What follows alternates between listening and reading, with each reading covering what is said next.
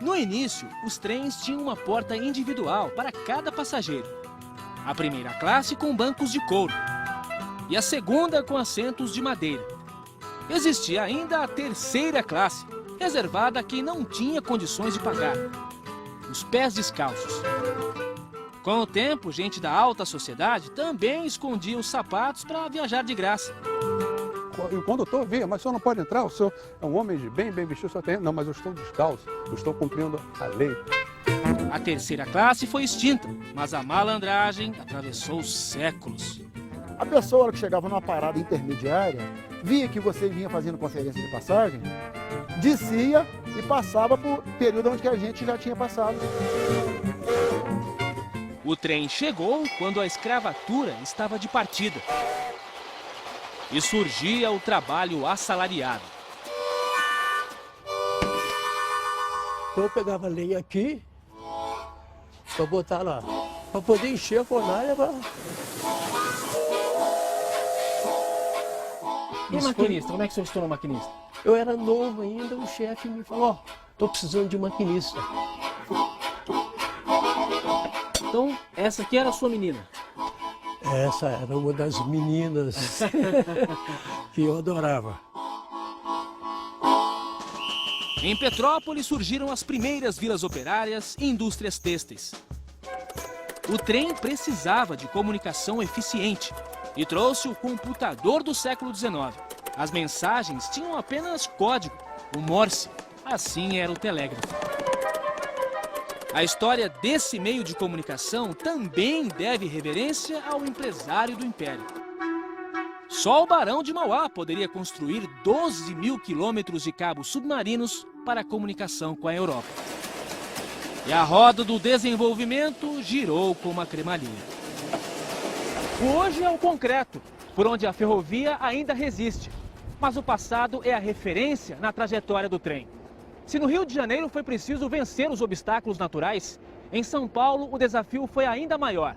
A Serra do Mar impedia a ligação entre o Planalto e a Baixada Santista. Um desnível de 800 metros, superado com 13 túneis, 17 pontes e uma das maiores obras de engenharia ferroviária do mundo. A muralha de rocha foi redesenhada pelo caminho do trem. 10 quilômetros de construções numa área sujeita a chuvas e deslizamentos. Trabalho de 5 mil pessoas. Mão de obra qualificada dos imigrantes europeus. Os obstáculos extrapolaram o orçamento e custaram a falência do Barão de Mauá. Ele entregou tudo, até os óculos com aro de ouro, ele entregou para ser para o leilão. Foi uma falência infeliz, porém honesta. Na história do patrono da ferrovia está a riqueza de uma família de sangue azul. Dona Francisca, 79 anos, é marquesa, trineta do barão. E Eduardo, 43 anos, marquês, tetraneto de Mauá. O que é que ficou para a família? Aí eu costumo dizer para que quando nos perguntam: vocês estão ricos? Não, aí eu falo: nós estamos falidos desde 1878. Convidamos a nobreza da ferrovia para uma visita, onde tudo começou. Estamos felizes que vocês vieram. Olha só quem está aqui. Na mesma estação, Olha que maravilha. os herdeiros do pioneirismo. Tanto trabalho, foi tanto sonho, né? E o guardião da memória ferroviária. Uma pequena lembrança da presença dos senhores aqui. Olha que maravilha. Ai, que bonitinho. Que lindo. Só falta agora ativar a estrada. Só faltou o Barão de Mauá, né? É. Bom, de repente ele até está aqui. Tchau. Onde foi parar o trem pagador? Daqui a pouco, histórias de um Brasil ingênuo e cheio de encanto.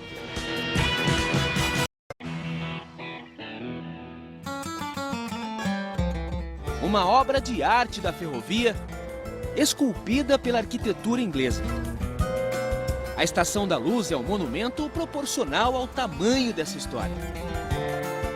Construída em 1867 e reconstruída no início do século passado, A Estação da Luz foi sede da Companhia São Paulo Railway. A linha da capital seria inaugurada em 1865. Uma grande festa para 300 convidados foi organizada para receber a comitiva da viagem inicial.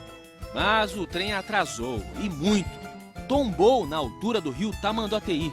O maquinista morreu e muitos nobres ficaram feridos. A festa foi cancelada e o banquete ficou vários dias sobre a mesa. 2 anos depois, a Inglesa foi inaugurada. 139 quilômetros de Santos, passando por São Paulo, até chegar a Jundiaí. Fim da linha para os planos da empresa, sem interesse em seguir para o interior. A São Paulo Rail tinha praticamente o monopólio do transporte de café para o Porto de Santos, pela via ferroviária. Quem quisesse mandar café para o Porto de Santos teria que passar pela São Paulo Rail. Então ela não precisava arriscar um novo investimento que provavelmente daria um retorno menor para ela. O trecho até Tiradentes é o remanescente da mais mineira das estradas de ferro, a Oeste de Minas. A Oeste de Minas, mais tarde Rede Mineira de Viação, nasceu em 1881 pela iniciativa de comerciantes. E na histórica cidade do Ciclo do Ouro, construiu a sede. No trecho de 700 quilômetros, apenas 12 resistiram ao tempo. Por um detalhe, o tamanho da bitola, a distância entre um trilho e outro. Nenhuma no mundo tem 76 centímetros. Por isso ficou o vapor. Como era equipamentos fora de padrão, não compensava financeiramente comprar novos materiais, modernizar. O trem atravessou o Brasil por caminhos de tamanhos diferentes. Teve bitola de 60 centímetros a 1,60 m a larga. Essa é a estreita, de 1 metro, usada em 80% das ferrovias. Parece conversa de bitolada, mas esse pequeno detalhe deu uma briga enorme. Larguistas contra estreitistas. Nesse duelo, perdeu o Brasil. As linhas não tiveram uma integração nacional e contribuíram para a decadência.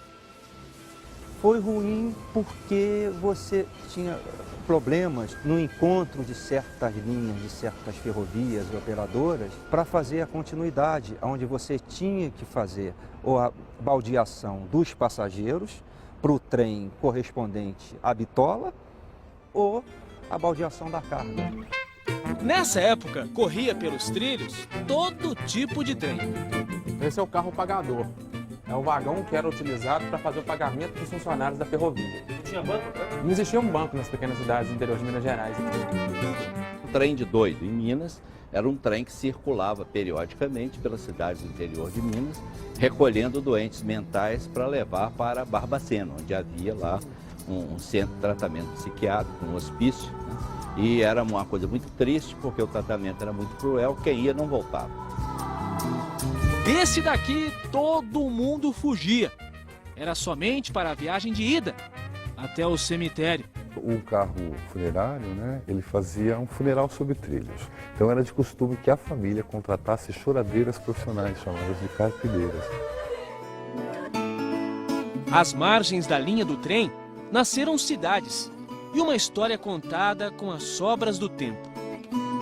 O Maracanã das ferrovias está em Minas Gerais.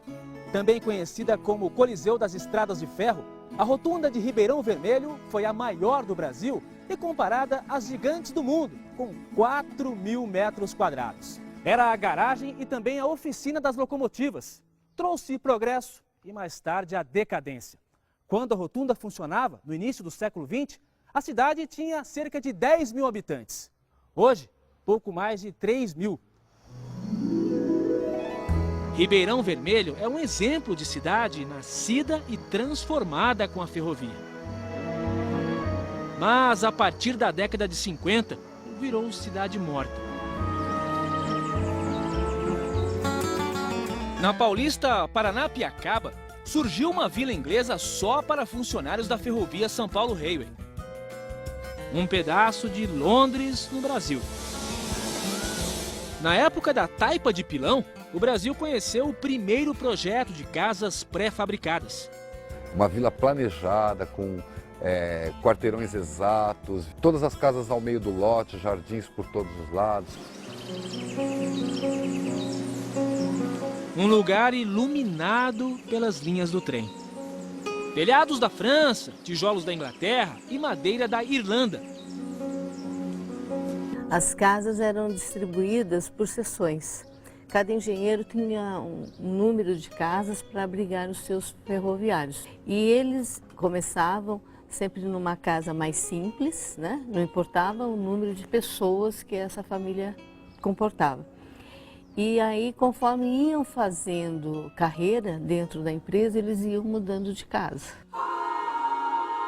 No topo da colina, o castelo. A casa do engenheiro-chefe. Se você vê os cômodos onde trabalhava o engenheiro, realmente, as janelas estão colocadas de maneira estratégica a observar pontos que eram importantes de serem observados. Então, existia uma pressão psicológica, as pessoas se sentiam observadas. Zélia chegou na década de 60. É uma das mais antigas moradoras de Paranapiacaba. Quando eu abro a minha janela, eu penso assim, quantas mãos já fizeram isso, né? Quantas pessoas já viram essa mesma paisagem. O romantismo da Maria Fumaça fez das estações ponto de encontro. Para alguns, as linhas do destino se cruzaram para sempre. Dona Lucinda era uma artista solitária. Até o guarda-chaves, o seu Antônio, dar a cantada certeira. Uma noite ele foi fazer uma serenata para mim, cantou uma música lá muito bonita, né?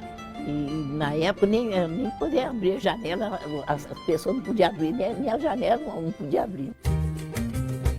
O namoro era devagar como a Maria Fumaça. Mas um dia o trem acelerou. Depois ele falou para mim assim, olha, mas que beleza da noite, olha a lua lá, que beleza. Aí eu fiquei bobo, né? Fui olhar a lua, ele troca na minha testa, né? Me beijou na testa. Ah, foi vagabundo! Tá pensando que eu sou essas moças que não costumam agarrar aí? Eu não sou dessas, não. Deu beijo roubado, né? Foi roubado primeiro, né? E agora, pode dar beijo?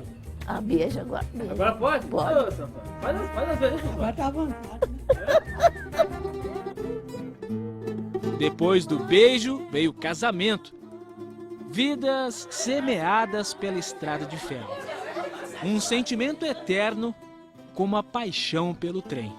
Se for para eu escolher outro Antônio, podia vir do céu que eu não escolhia outro, né? Marido 100%, graças a Deus, né? Continua namorado ainda? Continuem namorados, eternos enamorados, né?